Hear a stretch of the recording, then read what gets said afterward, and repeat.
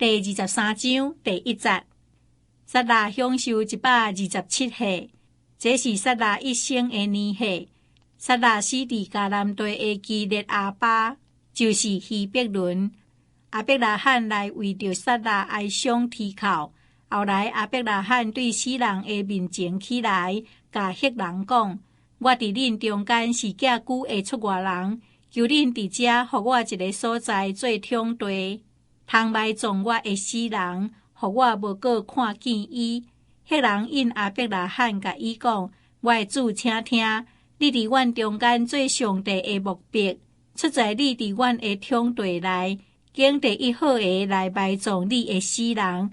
阮無一人毋容允你佇伊的統地內埋葬你的死人。亞伯拉罕起來，對迄所在的人，就是迄族亞猶，對因講：恁若有意思要互我埋葬我的死人，互我無閣看見伊，就請聽我，替我求所轄的囝以弗倫，將伊的田頭麥比拉的血互我，伊通照足業的計數賣互我，互我佇恁中間有業通做蒙地。第10節。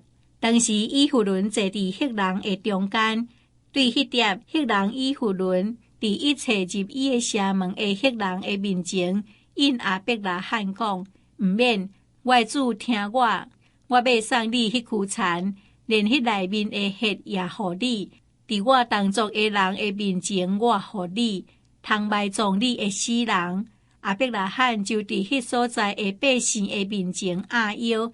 佇迄所在百姓的面前，對以弗倫講：你若肯，請聽我，我要將田的價錢予你，你就收，互我通佇遐埋葬我的死人。以弗倫應亞伯拉罕講：我的主，請聽我，田值得銀400舍客勒，佇你我的中間要算甚物？做你埋葬你的死人。亞伯拉罕聽以弗倫的話。照伊佇赫人的面前所講的，將買賣通用的銀平400舍客勒予以弗倫。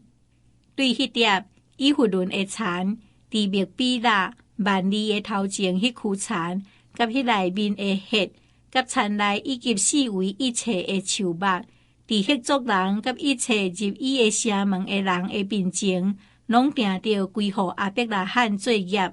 後來亞伯拉罕將伊的某撒拉埋葬佇迦南地萬里頭前的麥比拉田裡的血，萬里就是希伯倫。第20節。對安尼，迄區田甲田裡的血，對赫人定着歸予亞伯拉罕做業來做蒙地。